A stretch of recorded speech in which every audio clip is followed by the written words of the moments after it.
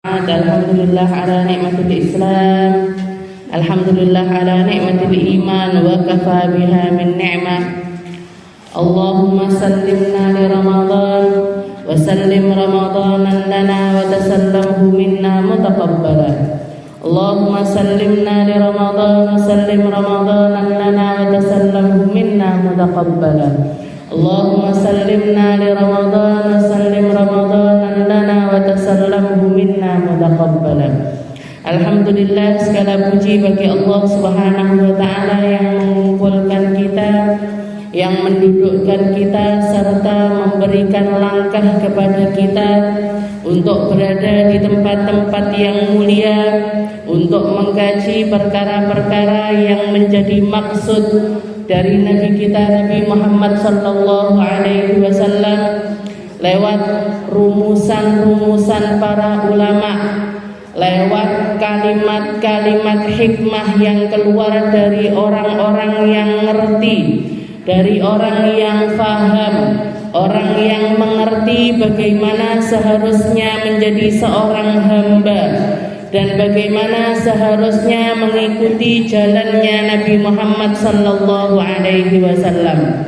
Maka ketika kita didudukkan di tempat ini, ngaji di tempat ini, kumpul di tempat ini, itu semuanya merupakan sebuah kemuliaan yang tidak ternilai di sisi Allah Subhanahu wa taala. Kalau misalkan kita membelinya, kita tidak akan mampu membelinya dengan harga berapapun. Kalau kita mau melangkahinya karena sesuatu hal yang menjadi kepentingan di dalam hati kita, di dalam kehidupan kita, maka yang semacam ini tidak akan pernah langgeng. Maka ketika kita didudukkan di tempat ini, maka semoga itu adalah pertanda bahwasanya Allah Ta'ala merahmati kita, pertanda bahwasanya Allah Ta'ala cinta kepada kita, dan pertanda bahwasanya Allah Subhanahu wa Ta'ala ingin mengangkat derajat-derajat kita, derajat kita di dunia, apalagi derajat kita di sisi Allah Subhanahu wa Ta'ala. Semoga kita, anak cucu kita, keluarga kita, orang-orang yang kita cintai semuanya jadi hamba-hamba yang ngerti tentang penghambaannya. Semoga menjadi hamba-hamba yang faham maknanya Islam, maknanya iman, maknanya taat kepada Allah Subhanahu wa taala, maknanya ngikuti aturannya Nabi Muhammad sallallahu alaihi wasallam. Jangan sampai ada di antara kita, jangan sampai ada dari orang-orang tercinta kita, jangan sampai ada di antara orang-orang yang menjadi kekasih kita, salah satu di antara mereka-mereka yang celaka dan dicelakakan oleh Allah Subhanahu wa taala. Di dalam Al-Qur'an Allah Subhanahu wa taala mengatakan, Rabbana innaka man tudkhilin nar faqad akhzaitah wa ma lidh-dhalimina min ansar. Ya Allah, sungguh mereka-mereka yang Engkau lemparkan ke dalam neraka, merekalah manusia-manusia yang paling merugi, merekalah manusia-manusia yang Engkau hinakan sehina-hinanya, merekalah orang-orang yang Engkau tidak pedulikan lagi, merekalah orang-orang yang dikasih sesuatu yang paling tidak enak dari sisi Allah Subhanahu wa taala. Wa ma lidh-dhalimina min ansar. Dan ketika mereka sudah masuk ke dalam neraka, siapa kiranya yang mampu menolong mereka kalau bukan mereka sendiri? Siapa yang mampu mengentaskan mereka dari neraka kalau bukan mereka sendiri? Siapa yang mampu mengeluarkan mereka dari nerakanya Allah Ta'ala kalau bukan karena Allah dan juga karena amal-amal yang tersisa dalam diri mereka? Makanya para ulama kita mengatakan sesungguhnya ketika penduduk surga sudah ada di dalam surga dan penduduk neraka sudah masuk ke dalam neraka, mereka saling berkomunikasi sambil mengatakan, yang ada di dalam surga mengatakan, wahai para penduduk neraka, apakah kalian telah menemui apa yang dijanjikan oleh Allah Ta'ala kepada kalian? Karena aku sudah mendapatkan segala sesuatu yang telah Allah Ta'ala janjikan kepada diriku. Maka yang ada di dalam neraka pun mengatakan, ya, kami menemukan kepedihan, kami menemukan ketidakenaan, kami menemukan segala sesuatu yang luar biasa menyakitkan, sebagaimana yang telah Allah janjikan di dalam Al-Quran. Yang di dalam surga dijanjikan kenikmatan, maka mereka mendapatkan kenikmatannya. Yang di dalam neraka dijanjikan kesengsaraan, dan mereka terus-terusan berada di dalam kesengsaraan tersebut. Sebagian ulama mengatakan sesuatu yang kenangan paling indah yang diingat-ingat oleh para penduduk surga adalah bukan di dalam kumpul-kumpulannya, bukan di dalam kenangan makan minumnya, bukan di dalam kenangan pakaian-pakaian indah ataupun rumah-rumah gedong mereka, tapi kenikmatan yang sampai di dalam surga masih mereka ingat sebagai kenangan manis adalah sujud serta rukuk mereka yang pernah mereka lakukan di atas muka bumi ini.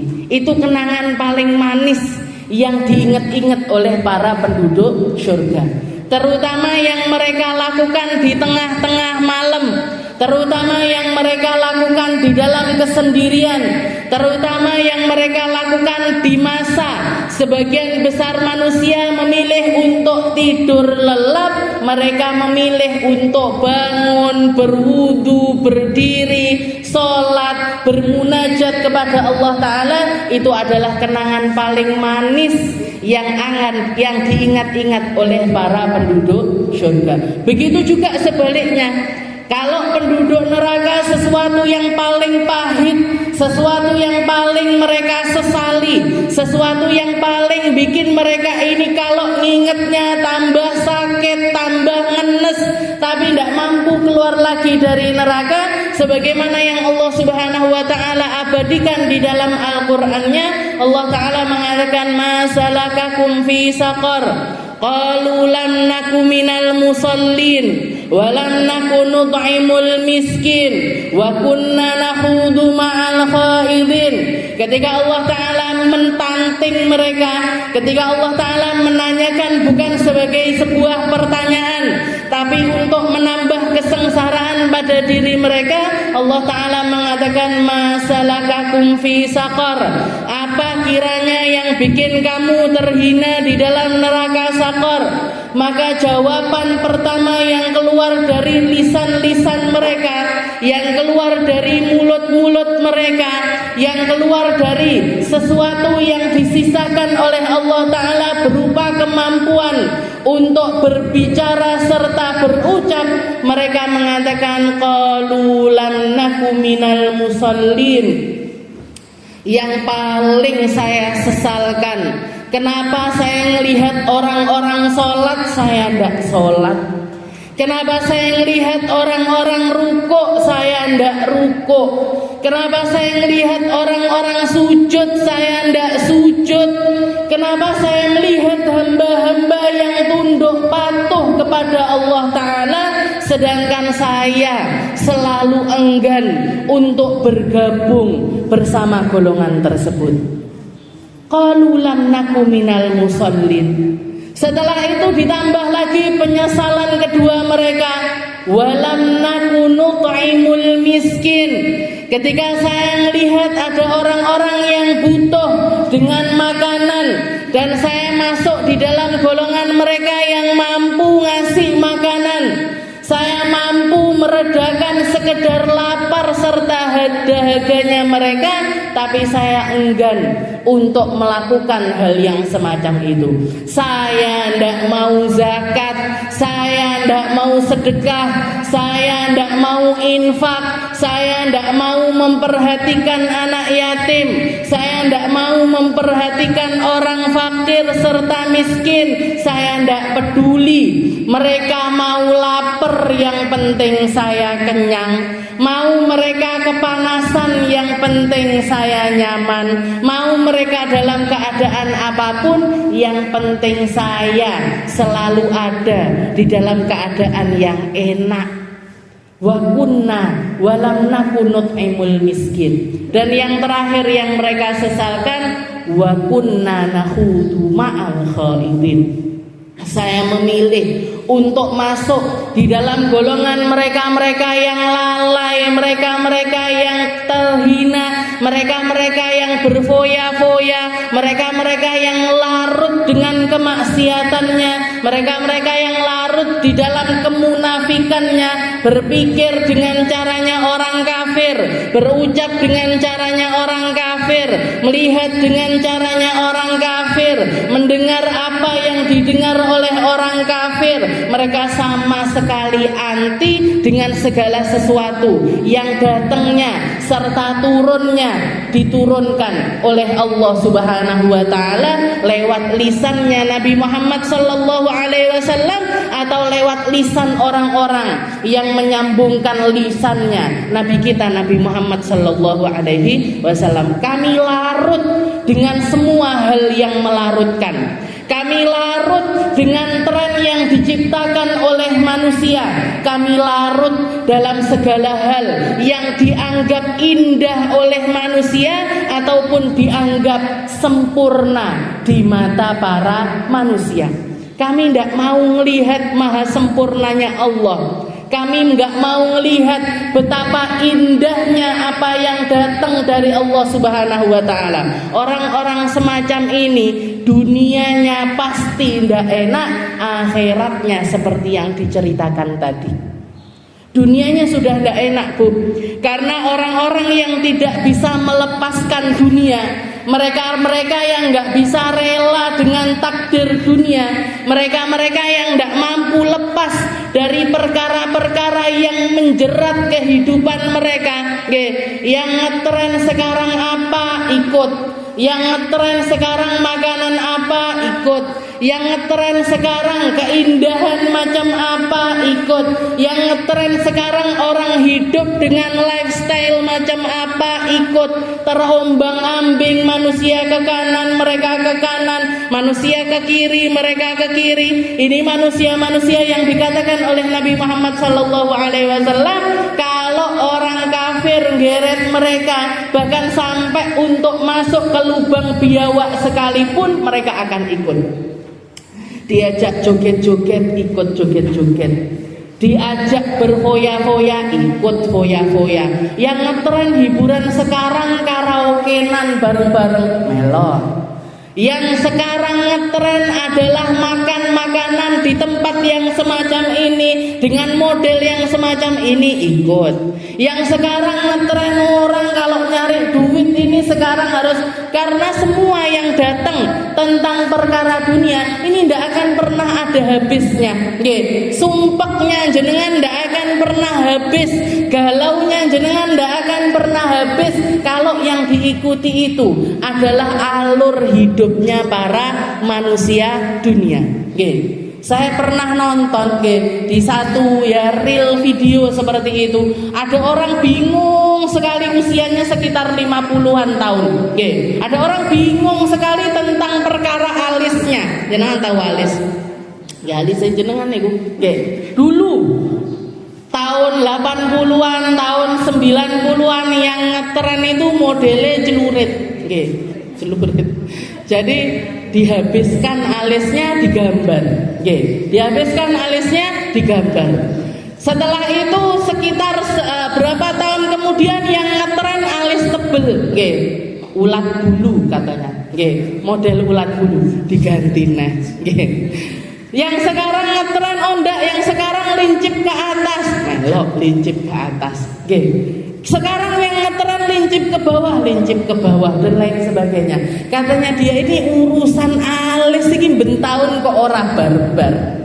Urusan alis ini setiap masa kok selalu berubah dan kadung dicukur, tiba sekarang trennya tebel. Kadung ditebelin, sekarang trennya tipis. Ini terus sampai kapan, Terus sampai kapan hidup dengan cara hidup yang semacam ini? Makanya ketika Sayyidina Ali bin Abi Thalib ditanya, Sayyidina Ali ditanya, jadi ada satu kelompok sahabatnya Nabi duduk di masjidnya Nabi Muhammad sallallahu alaihi wasallam sambil berdebat satu sama lain. Ini kira-kira makhluk terkuatnya Allah Ta'ala di atas muka bumi ini apa ya?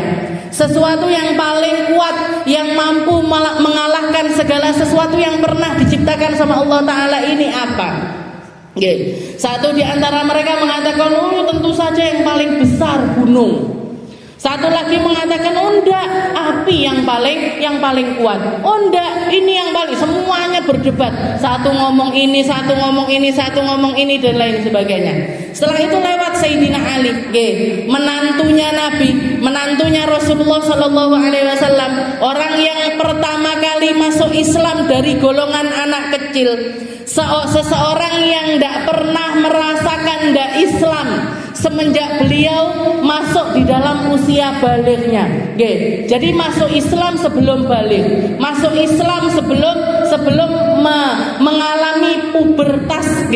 Kalau sama kayak kita sebenarnya, kita Islam dari kecil, mulai dari kecil istilahnya mulai lahir orang tua kita sudah muslimah. Kalau Sayyidina Ali boten, istilahnya masuk sebagian masanya itu ada di masa fatrah. Setelah itu beliau usia 6 tahun 7 tahun ngelihat kedua orang tua angkatnya sholat, nanya, penasaran apa yang mereka lakukan, akhirnya ngikut masuk ke dalam agama Islam. Seseorang yang pernah mengatakan semua ayat-ayat yang pernah turun kepada Nabi Muhammad sallallahu alaihi wasallam, saya tahu persis gimana cara bacanya, di mana turunnya, hikmah apa saja yang terkandung di dalamnya, ilmu apa saja yang ada di dalamnya, saya tahu persis atas hal tersebut. Makanya julukannya beliau ana Madinatul Ilim wa Aliyun babuha. Katanya Nabi, saya ini adalah negerinya ilmu, sedangkan pintu dari negeri ilmu ini adalah Ali bin Abi Thalib. Kalau mau masuk ke negeri ilmu, ndak bisa, ndak mungkin kalau ndak ikut, kalau ndak melalui, kalau ndak melewati Sayyidina Ali bin Abi Thalib. Maka datang lewat Sayyidina Ali, dipanggil sama para sahabat, wahai Ali, kira-kira apa makhluk Allah Ta'ala yang paling kuat ini apa? Maka Sayyidina Ali bikin permisalan. Katanya Sayyidina Ali, kalau yang kita omongkan paling kuat itu adalah gunung.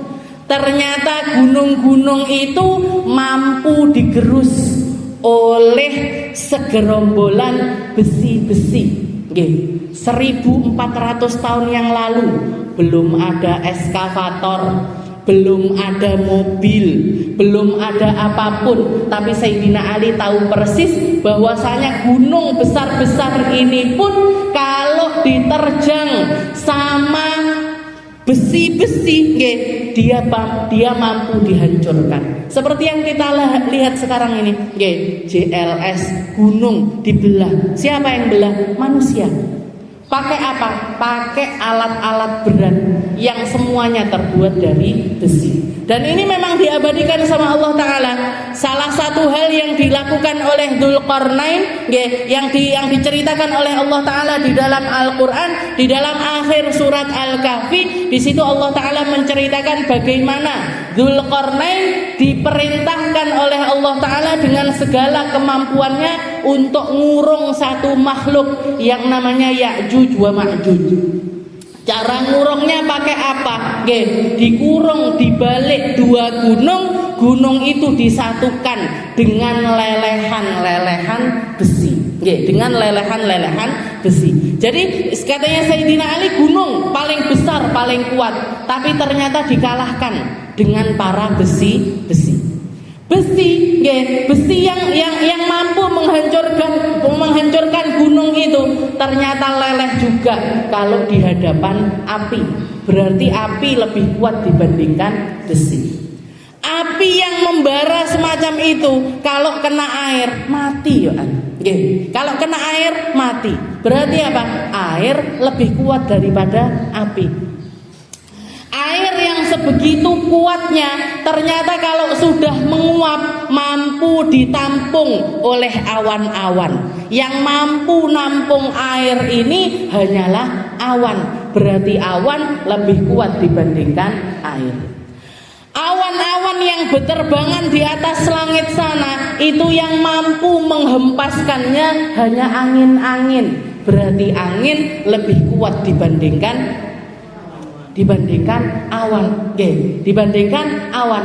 Setelah itu dikatakan lagi, katanya Sayyidina Ali, tapi manusia kalau sudah berhadapan dengan angin dia mampu melakukan segala hal. Di tempat ini kurang panas, kurang adem anginnya ditambahi kipas. Kita di kamar kurang dingin, ini kurang nyaman, dibikin AC. Lagi kedinginan, dipateni angine. Manusia yang mampu mengendalikan angin. Berarti apa? Manusia lebih kuat dibandingkan angin. Tapi manusia ketika hilang akalnya dengan barang narkoba ataupun sesuatu yang memabukkan, kalah juga dia, tepar. Berarti apa? Ini mabuk itu mampu mengalahkan manusia. Mampu mengalahkan manusia.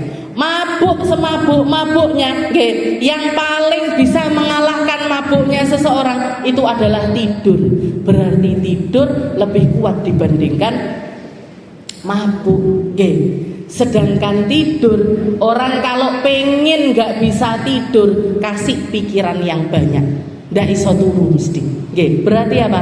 Pikiran ham wal huzun itu mampu mengalahkan tidurnya seseorang. Mampu mengalahkan tidurnya seseorang. Jadi makhluk terkuat yang Allah Ta'ala bikin untuk menghancurkan manusia mayoritas, untuk menghancurkan apa yang ada di sekitar kita, bahkan seluruh alam semesta ini bisa hancur kalau semua manusianya kena satu penyakit. Apa itu penyakitnya? Alham wal huzun, kesedihan serta kesumpakan.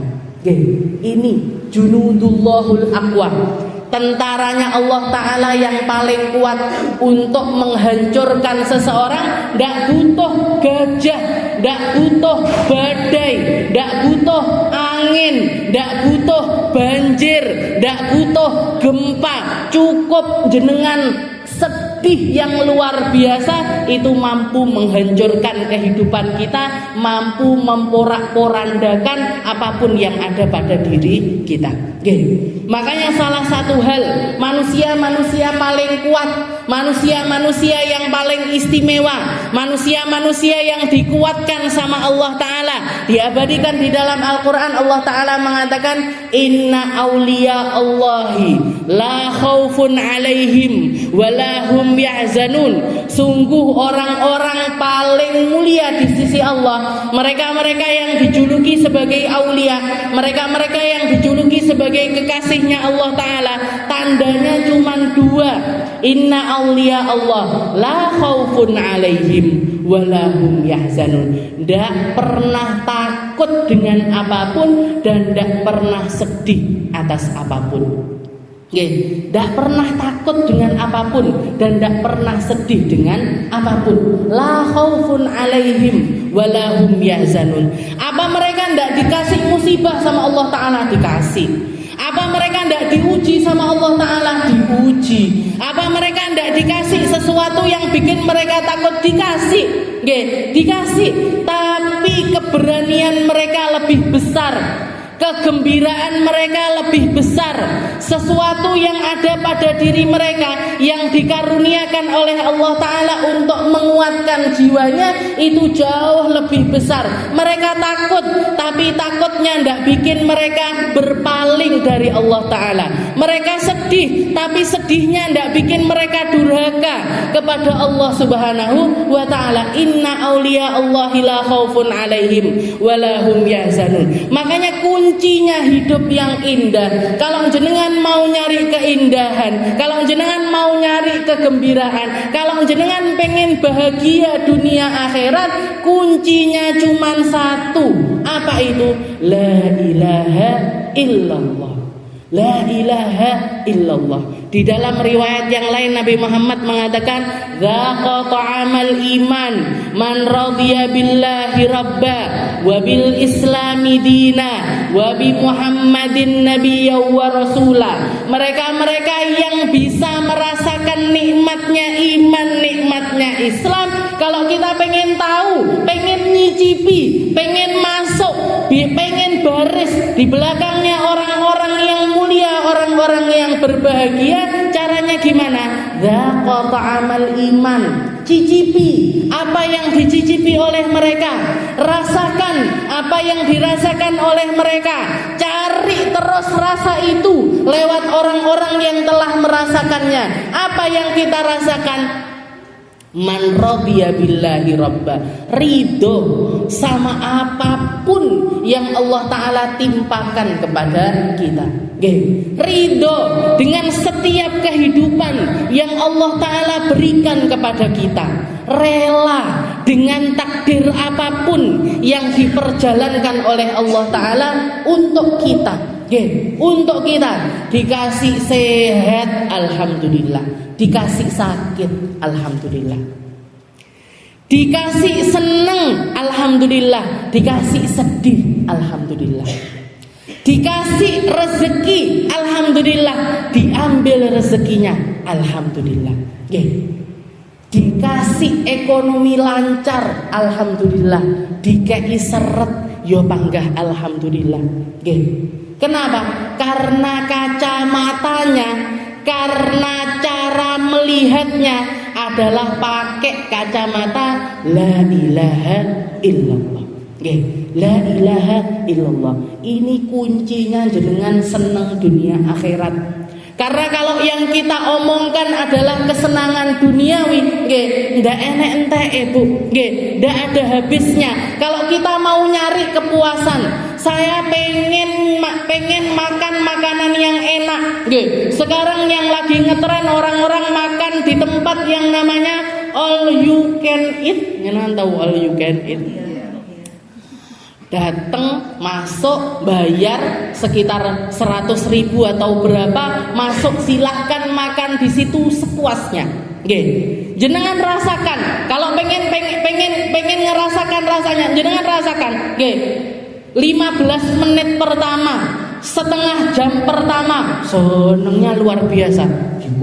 Jiko ini. Oh, dimasak gini, dimasak ini. Dapat 1 jam, dapat 2 jam, makanan masih ada di depan mata, wis blenek Bu. Daging segitu banyak. Yang pertama makannya enak, terakhir wareg. Wareg sudah nggak bisa masuk lagi. Ngelihat daging, ndak enek regane. Sudah ndak pengen lagi, sudah ndak nikmat lagi. Hilang hanya dalam durasi 1 jam 2 jam. Itu permisalannya. Begitu juga dengan kehidupan kita. Begitu juga dengan kehidupan kita. Orang mulai dari anak kecil. Anak kecil ini kan kenapa kok mereka itu bisa jadi anak-anak? Istilahnya kalau jenengan merhatikan anak kecil, kenapa mereka ini kok hidupnya kayak ndak ada beban seperti itu? Orang paling bahagia itu cuma 2 macam Bu. Anak kecil, yang bahagia, manusia paling bahagia itu cuma 2 macam. Anak kecil sama yang kedua mereka-mereka yang ridho dengan ketentuannya Allah Subhanahu wa Ta'ala. Kenapa kok anak kecil bisa seneng luar biasa? Karena mereka masih ada di dalam fitrahnya untuk ridho dengan ketentuannya Allah Subhanahu wa Ta'ala. Tukaran sedilu mari, gitu. Dolanan karo koncone jiwit-jiwitan, habis itu sudah main bareng lagi. Orang tuanya belum selesai pegele, anaknya wis mari, wis wawuh bisa. Sudah wawuh, sudah selesai urusannya antara pertemanan tersebut. Anak kecil manusia paling bahagia. Tapi kita masalahnya tidak bisa balik lagi jadi anak kecil, gitu. Berarti gimana? Jalan satu-satunya untuk berbahagia adalah menjadi manusia yang kedua, yaitu ridho dengan ketentuannya Allah Subhanahu wa Ta'ala. Ridho, tidak ada beban. Pokoknya semua hal disandarkan sama Allah Ta'ala. Kalau katanya Habib Abdullah bin Alawi Al-Haddad, ilzam baba rabbak watrukul ladun. Kalau kamu mau jadi manusia paling bahagia, bersandarlah terus kepada Allah, patuhi Allah, taati Allah, lakukan segala hal yang menyenangkan Allah, hindari semua kemaksiatan, hindari semua yang melalaikan, hindari semua yang bikin kita ini lupa sama Allah, hindari segala sesuatu yang bikin kita ini dimurkai oleh Allah, hindari segala perkumpulan yang bikin kita ini tidak jadi hamba yang diridhoi oleh Allah Subhanahu wa Ta'ala. Ilzam baba rabbak watrukul ladun. Lepaskan semua hal yang menurut kamu menjadi sebab-sebab kegembiraanmu. Lepaskan itu semuanya. Karena semua hal yang kamu ikatkan kegembiraanmu dengan hal tersebut, itu adalah kegembiraan yang sementara, itu adalah kegembiraan yang fana, itu adalah kegembiraan yang ada masa kadaluarsanya, itu adalah kegembiraan yang kamu ciptakan dan manusia ciptakan lewat pandangan-pandangan mereka sendiri. Semuanya bakalan hilang. Anak kecil, remaja, sumpek SD kapan bare masuk SMP, SMP kapan bare masuk SMA, SMA kapan bare masuk kuliah. Ini kapan ya saya gembira? Kayaknya kalau dapat kerjaan, sik tambah sumpek. Dapat kerjaan setelah dapat kerjaan nyari kebahagiaan lagi, kayaknya nikah ini sudah cocok nikah, tambah sumpek apa tambah senang? Niki dari orang-orang yang berpengalaman di dalam dunia pernikahan, berapi tambah sumpek. Katanya dia kayaknya punya anak ini enak ini, kayaknya punya anak ini enak, jadi hiburan punya anak. Seneng apa? Sumpek, seneng, tapi sumpeknya ya akeh, sumpeknya juga banyak. Kakak saya itu punya anak sekarang itu anaknya 5, anaknya 5, 3 kecil-kecil. Yang nomor 3 umur 4, yang nomor 2 umur 2, punya lagi bayi umur 4 bulan. Itu kalau sudah marah, satu gelendong sini, satu ngonge-onge, semuanya umi. Katanya kakak saya yang saya perhatikan, kalau beliau itu sudah sumpek kayak gitu, mingkem meanku. Karena emak-emak dalam kondisi semacam itu, ini kalau yang keluar dari lisannya nggak benar, medeni. Ini tiga-tiganya kudu kabeh, duduk-dudukan lah, tukaran dan lain sebagainya. Jadi istilahnya orang nikah dikira punya anak nikmat, ternyata punya anak pun nambahi kesumpekan yang lainnya. Yang punya anak-anak bilang, anakku gede-gede, paling aku wes bisa gembira. Tambah gede, tambah mumet pun. Tambah gede, tambah mumet. SMP, kalau anaknya perempuan khawatir, kalau nanti dia kesini, kalau nanti dia kesini. Kalau anaknya laki-laki, enggak kalah sumpeknya. Nanti temenannya sama siapa? Yang ngerokok lah, yang kena narkoba lah, yang kena ini itu dan lain sebagainya. Kalau anaknya kuliah, wes pokoknya nak tambah terus. Sudah nikah kah anaknya? Sek sumpek, anakku ndang duwe anak apa ndak? Anaknya sudah punya anak, sudah punya cucu. Sumpek nek cucuku sehat apa ndak? Sumpek terus, Bu. Ndak ada habisnya. Sampai kapan? Sampai mati. Sampai mati. Berarti kuncinya bahagia itu di mana? Bukan di anak-anak, bukan di harta. Itu memang bisa bikin kita gembira, tapi gembiranya itu sementara. Makanya kalau harta kita tidak kita kaitkan dengan Allah, anak-anak kita tidak kita kaitkan dengan Allah, pasangan kita tidak kita kaitkan dengan Allah, hubungan kita dengan orang tua kita tidak kita kaitkan dengan Allah Ta'ala, semua hal itu hanya akan menjadi perkara-perkara yang menjadi sebab kita sumpek. Dunia sumpek, akhirat tambah sumpek jenengan. Di dunia ndak enak, di akhirat tambah lagi ndak enak. Ilzam baba rabbak watsrukul ladun. Makanya katanya Imam Haddad, lepaskan semua hal yang kamu anggap menjadi sebab kamu itu lalai dari Allah Subhanahu wa taala. Lepaskan ini bukan berarti kamu bukan anakku lagi, kamu bukan suamiku lagi, kamu bukan orang tuaku lagi, bukan. Tapi jadikan mereka ini sebab-sebabnya kita berhubungan baik dengan Allah Subhanahu wa ta'ala. Mereka semuanya adalah modal kita. Mereka semuanya adalah investasi kita. Mereka semuanya adalah jalan kita untuk nyari ridhonya Allah Subhanahu wa ta'ala. Jangan bikin pertemanan kecuali karena Allah. Jangan melangkah kecuali karena Allah. Jangan pernah mengeluarkan harta kecuali di jalan Allah. Jangan pernah mikir kecuali dengan jalan pikir yang diridhoi oleh Allah Subhanahu wa ta'ala. Ilzam baba rabbak watsrukul ladun. Setelah itu yang kita minta apa? Was'alhus salama min daril futun. Minta tolong terus sama Allah Ta'ala untuk terbebas dari semua fitnahnya kehidupan ataupun juga fitnahnya kematian. Dunia ini fitnah. Dunia ini memang diciptakan sebagai fitnah. Dunia ini diciptakan sebagai panggungnya kita. Jadi tempat kita untuk berlakon. Jadi tempatnya kita untuk melakukan segala sesuatu. Tapi intinya semuanya adalah fitnah. Miskin fitnah, kaya juga fitnah, sehat fitnah, sakit juga fitnah. Punya anak fitnah, tidak punya anak juga fitnah. Punya pasangan fitnah, tidak punya pasangan juga fitnah. Semuanya adalah fitnah. Makanya beliau yang mengatakannya was'alhus salama, minta sama Allah Ta'ala biar kamu terus-terusan jadi hamba yang selamat di dalam menghadapi semua fitnah yang ada di sekitaranmu, semua hal yang menjadi ujiannya Allah Ta'ala atas dirimu, semua hal yang menjadikan dirimu sesuatu yang Allah Ta'ala diuji dengannya. Minta biar lulus, minta biar berhasil, minta dikasih sesuatu yang bikin kamu itu keluar lewat hal tersebut dengan keadaan yang selamat.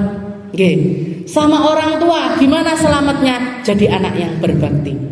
Sama anak-anak gimana selamatnya? Jadi orang tua yang berbakti. Piye carane orang tua kok berbakti? Sebelum jenengan nuntut untuk mereka berbakti kepada kita dulu yang harus berbakti sama mereka. Kita dulu yang harus mendidik mereka dengan benar. Kita dulu yang harus kasih mereka dengan nama-nama yang baik. Kita dulu yang harus menyelamatkan mereka lewat pendidikannya Allah, lewat pendidikannya Nabi kita Nabi Muhammad Sallallahu Alaihi Wasallam. Makanya ketika ada seorang anak, ada seorang bapak ngadu kepada Sayyidina Umar bin Khattab, wahai imam, wahai amirul mukminin, saya punya anak ini durhaka luar biasa. Saya punya anak durhaka. Saya ngomong apa dia bantai, saya suruh apa tidak pernah mau, saya beginikan dia durhaka. Saya punya anak ini durhaka luar biasa sama saya, wahai amirul mukminin. Sama Sayyidina Umar didatangkan, mana anakmu? Didatangkan. Setelah didatangkan, maka si anak Sayyidina Umar mengatakan, wahai nak, kenapa kok kamu itu tidak mau berbakti kepada orang tuamu? Maka anak tersebut mengatakan, wahai Amirul Mukminin, bukankah seorang anak itu punya hak atas orang tuanya? Bukankah seorang anak ini patut untuk menuntut kepada orang tuanya. Katanya Sayyidina Umar, benar yang kamu katakan. Apa haknya seorang anak, wahai imam, wahai Amirul Mukminin? Katanya Sayyidina Umar, anak itu punya hak, punya ibu yang baik. Haknya anak yang pertama punya ibu yang baik, punya nama yang baik, dididik dengan pendidikan yang baik. Ini 3 hak dari seorang anak yang kalau tidak kita tunaikan, mereka berhak untuk nuntut kepada kita. Bukan cuma di dunia nuntutnya, tapi di hadapan Allah Subhanahu wa ta'ala. Pertama, punya ibu yang baik. Maka anak tersebut mengatakan, wahai Amirul Mukminin, saya ini adalah seorang anak yang lahir dari seorang budak Yahudi. Ibu saya bukan orang merdeka, apalagi berpendidikan. Ibu saya bukan orang yang beragama. Dia adalah pengikut agama Yahudi, pengikut dari agama tuannya.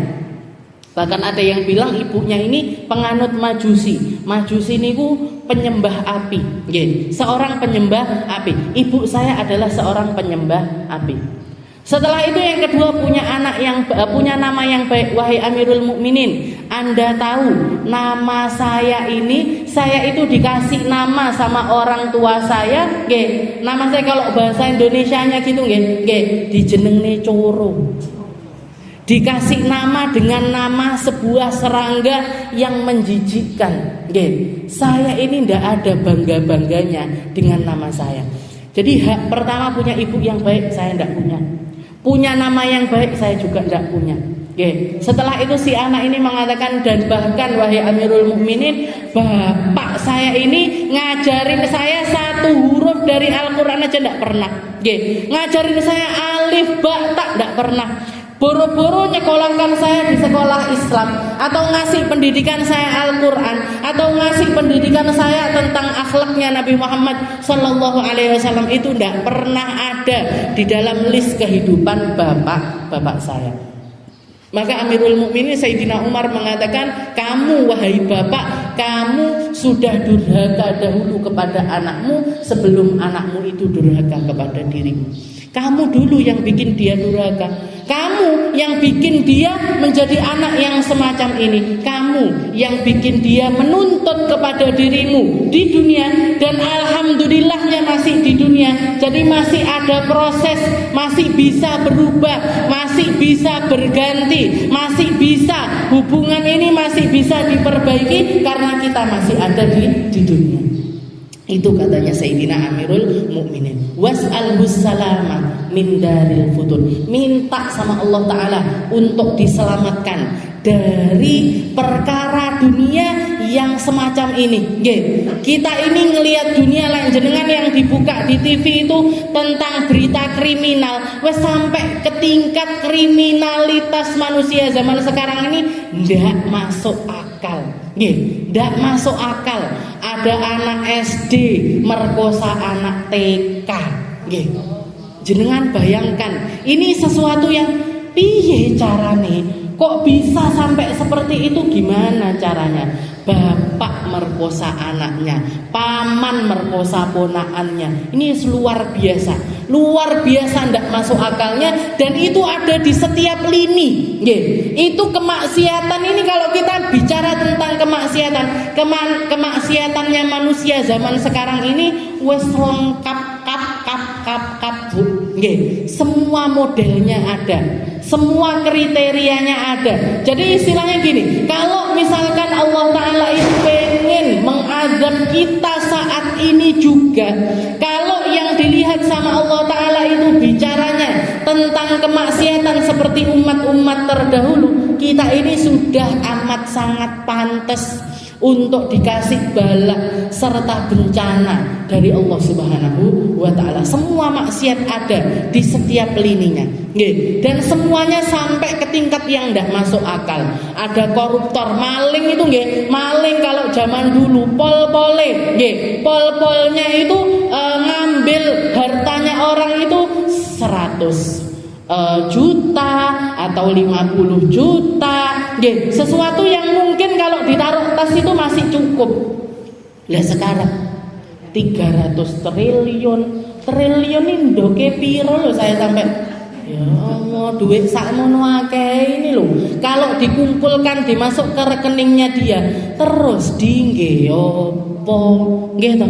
Dingge opo? Dia mau makan macam apa? Dia mau bangun rumah sebesar apa? Dia mau pakai baju sebagus apa? Dia mau pakai perhiasan sebanyak apa? Lek dari ujung kepala sampai ujung kaki dikasih emas lo ndak entek si antuite.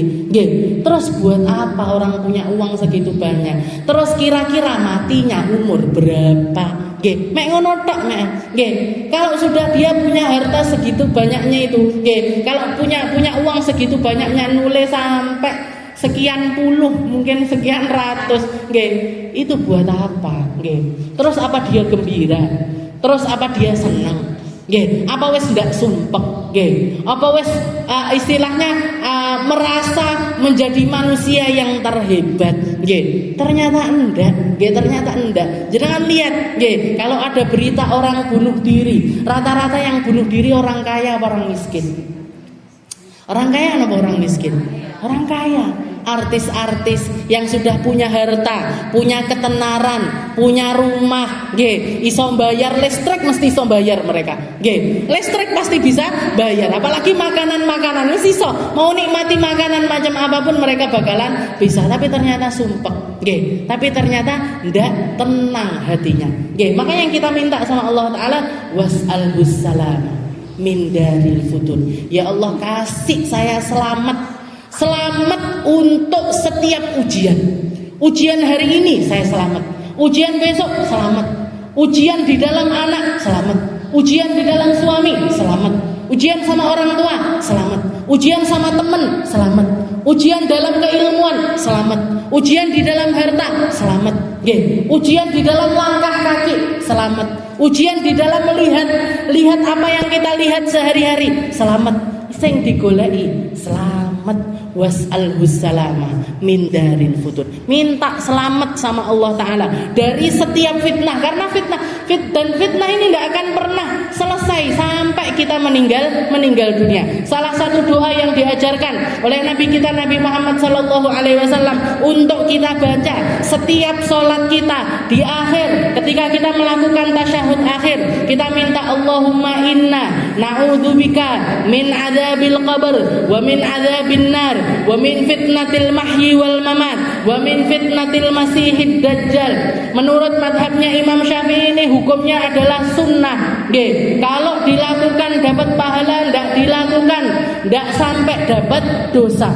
Doa yang diajarkan sama Nabi Muhammad SAW.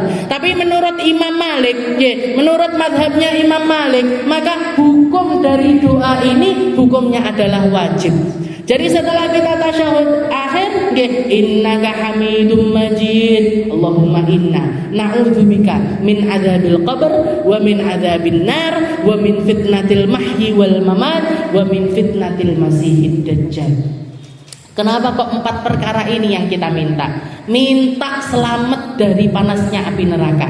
Minta selamat dari azab yang ada di dalam kuburan kita. 2 hal yang sudah pasti terjadi ketika kita masuk di alam akhirat nanti.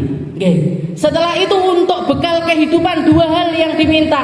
Allahumma inna na'udzubika min adzabil qabr wa min adzabin nar wa min fitnatil mahya wal mamat. Minta terhindar dari fitnahnya yang hidup dan fitnahnya setelah kematian. Selamat ketika hidup sehingga di akhirat juga selamat. Bisa dibilang jawabi setiap fitnah itu kita dikasih benar. Jeleng kena musibah, dapat kabar anaknya meninggal dunia. Yang terucap apa? Inna lillahi wa inna ilaihi rajiun. Saya punyanya Allah. Dimulai dari saya, bukan dimulai dari yang meninggal, bukan, tapi dari saya. Inna, kami, saya, sak harta saya, sak penglihatan saya, sak pendengaran saya, sak semua apa yang saya miliki, semuanya punyanya Allah. Wa inna ilaihi rajiun. Tinggal nunggu antar antriannya saja. Sekarang yang kena dulu anak saya, setelah itu nanti saya juga kebagian antriannya. Nanti juga anak saya yang lainnya kebagian antriannya. Nanti juga cucu saya kebagian antriannya. Nanti juga suami saya kebagian antriannya. Bukan tentang siapa dulu dan siapa yang terakhir, bukan siapa yang pertama dan siapa yang kedua, tapi tentang selamatnya kita dari ujian-ujian tersebut. Semoga yang meninggal dalam keadaan husnul khotimah, dan semoga saya yang masih nunggu giliran ini dikasih husnul khotimah juga. Itu yang diminta. Inna lillahi wa inna ilaihi rajiun. Kalau mau yang lebih naik lagi derajatnya, alhamdulillahi rabbil alamin. Nggih. Jeleng bapaknya meninggal, alhamdulillah. Jeleng hartanya hilang, alhamdulillah. Jeleng dikasih sakit, alhamdulillah. Angel Bu, nggih. Makanya pahalanya luar biasa besar. Nggih. Ketika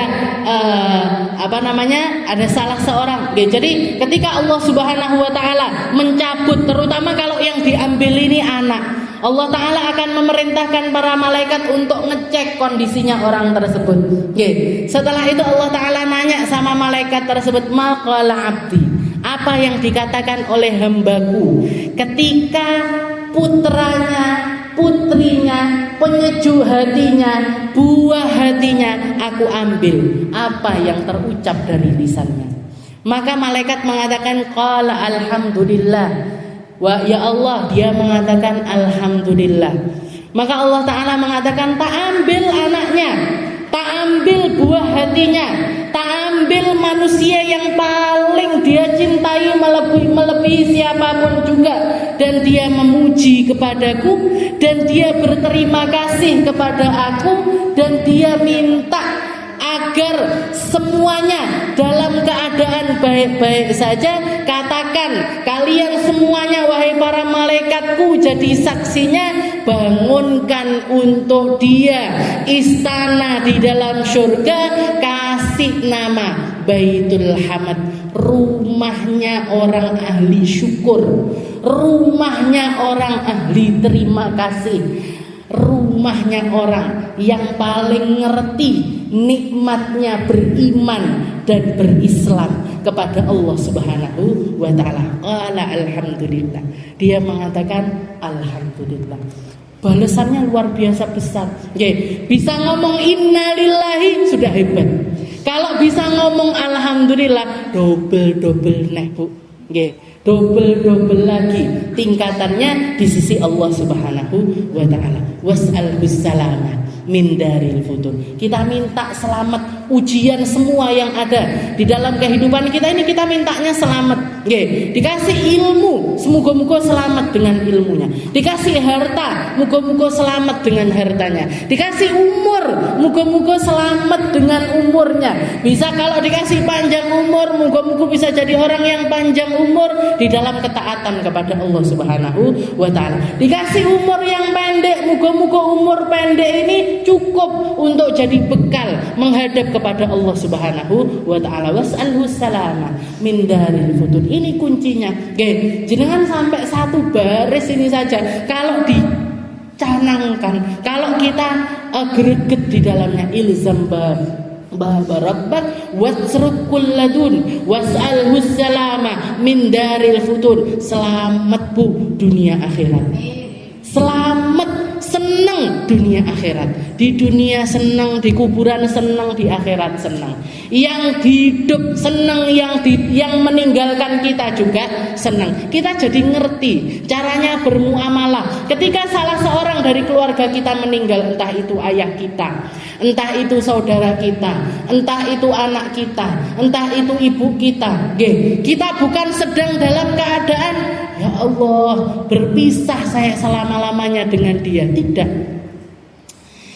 Yang satu sedang menanti, yang satunya juga sedang menanti. Yang satu lagi nungguin, yang satu juga lagi nungguin. Yang satu merindu, yang satunya juga sedang merindu. Cuman pisah aja.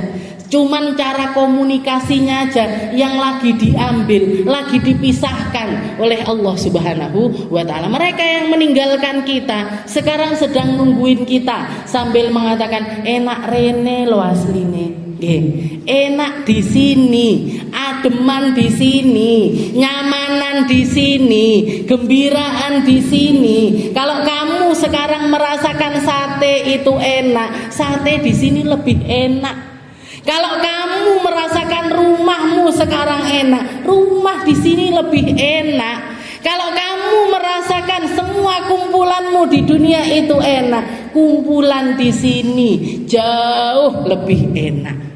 Mereka yang meninggalkan kita dengan imannya, dengan Islamnya, dengan kebaikan akhlaknya, dengan ketulusan jiwanya, dengan keikhlasan kehidupannya, sedang menunggu kita untuk bertemu kembali suatu saat nanti. Selamat kabeh Bu, was'alhu salama min daril futur. Kita minta selamat sama Allah Ta'ala, di dunia selamat, di akhirat selamat. Ujian selamat, kehidupan selamat, sekolah selamat, pangkat selamat, jabatan selamat, porsi sebagai istri selamat. Kalau kita jadi bos perusahaan selamat jadi bos. Kalau kita jadi karyawan selamat jadi karyawan.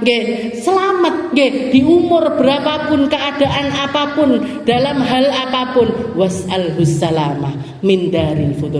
Kenapa kok mintanya sama Allah Ta'ala? Karena yang punya cuman Allah, yang bisa ngasih cuma Allah, yang bisa bagi cuma Allah. Kita minta, ya Allah kasih saya tawakal. Kalau enggak dikasih tawakal enggak bisa.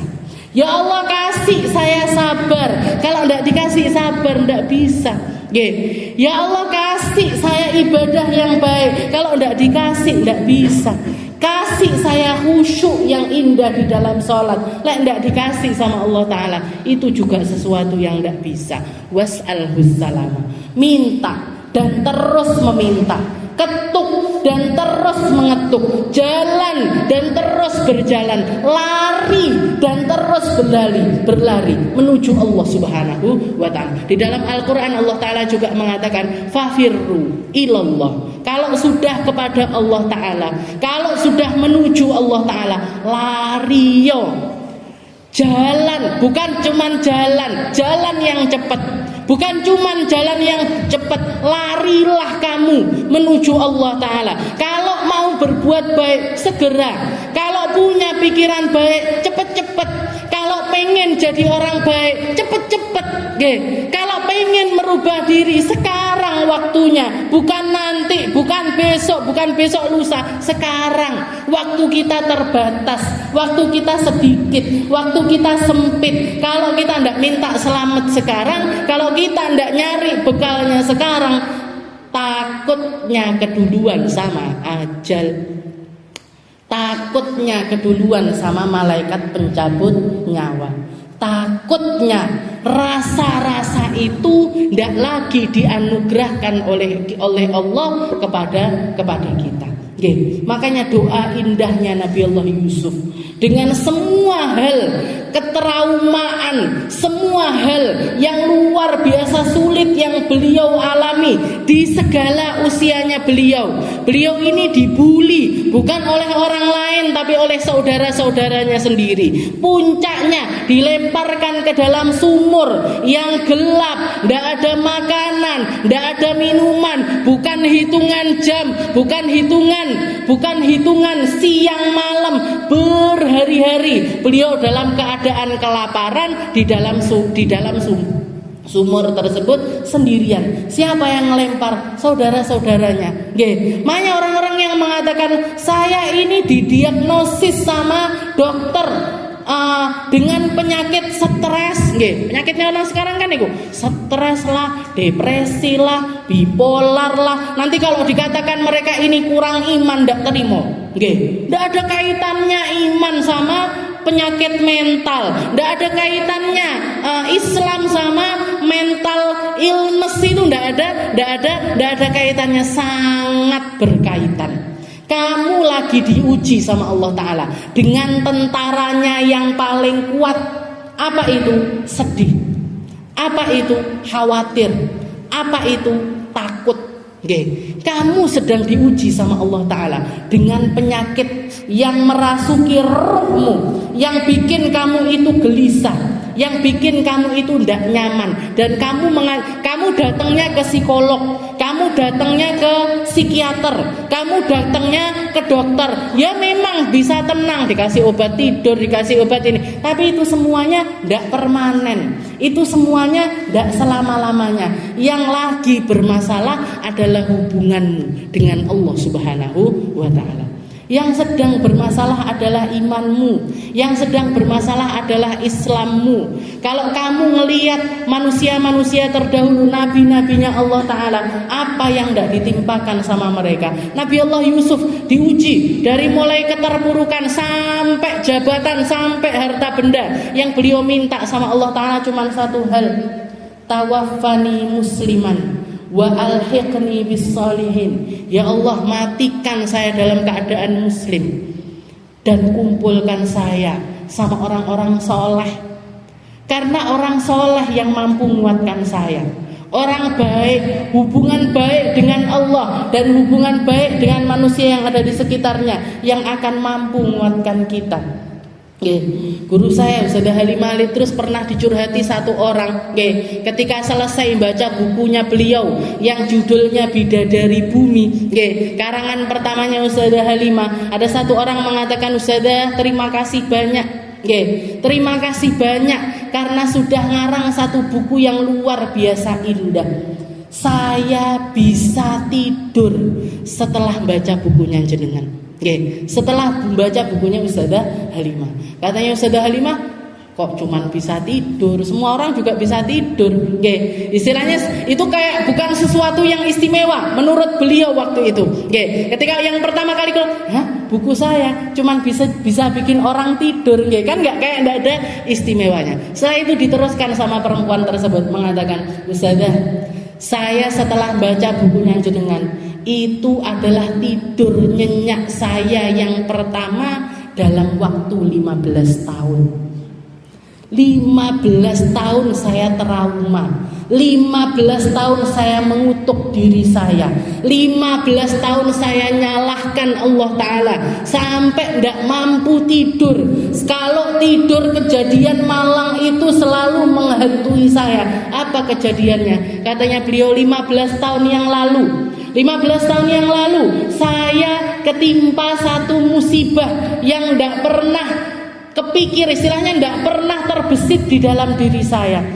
Jadi beliaunya ini adalah seorang perempuan karir, istilahnya punya pekerjaan yang mapan, beliaunya kaya, punya penghasilan, suaminya juga kaya, punya jabatan yang tinggi di satu perusahaan besar.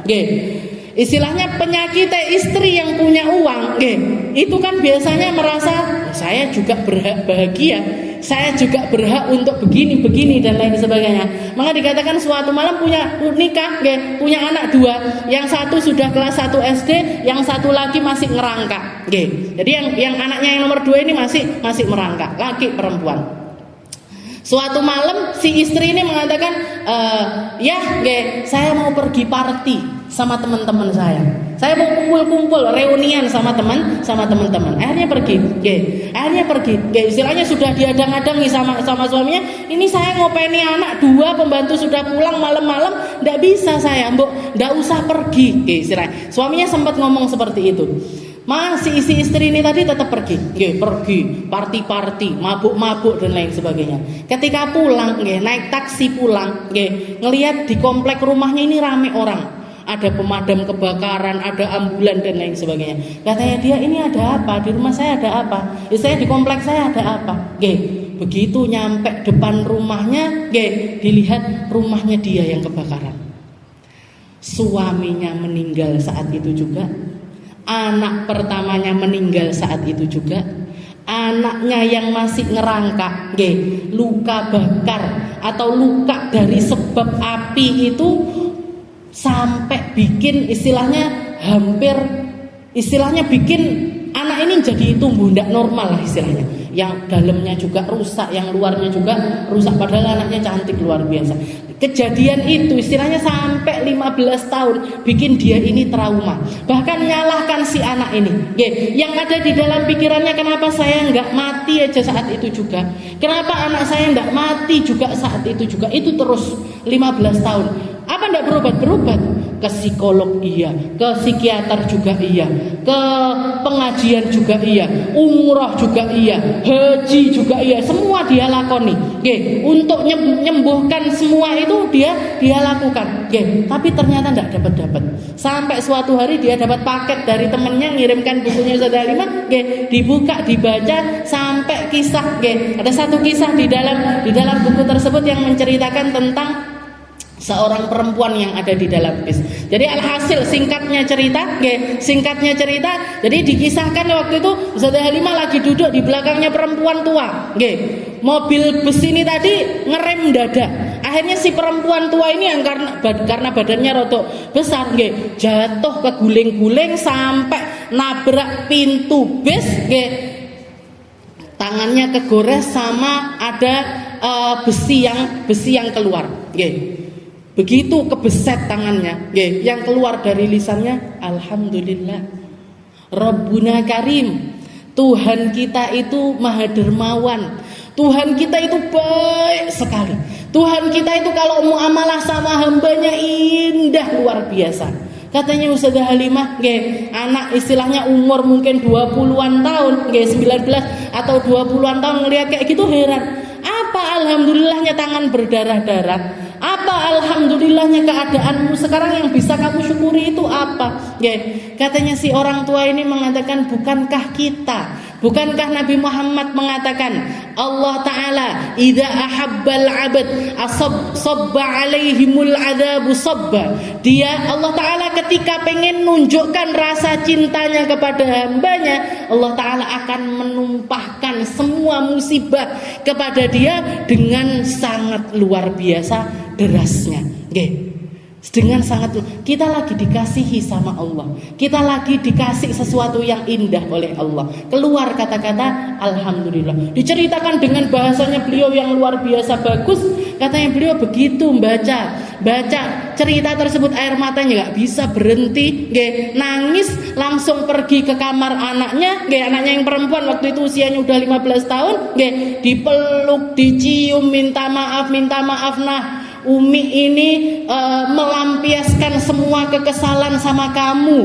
Umi ini setiap kali melihat kamu merasa bersalah setiap kali. Padahal Allah Ta'ala lagi cinta-cintanya sama kita. Padahal Allah Ta'ala lagi rindu-rindunya kepada kita. Allah Ta'ala pengen kita jadi hamba-hamba yang mulia di sisinya. Maka anaknya balik ikut nangis sama uminya, bilang, ya Allah terima kasih, doaku selama ini engkau ijabahi. Selesai dari situ tangis-tangisan sama anaknya, ke kamar mandi, wudu. Katanya dia, saya melakukan satu hal yang tidak pernah terbesit di dalam hidup untuk melakukannya. Apa itu? Sujud syukur. Terima kasih masih dikasih umur, terima kasih dikasih anak luar biasa berbakti, terima kasih disisain anak, disisain nikmat, disisain perkara untuk bisa terima kasih sama Allah Subhanahu wa Ta'ala.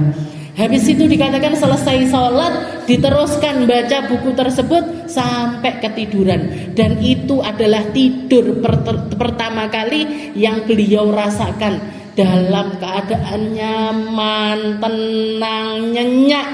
Selama 15 tahun dia nggak bisa tidur kecuali minum obat tidur. Selama 15 tahun dia tidak pernah merasakan ketenangan sama sekali.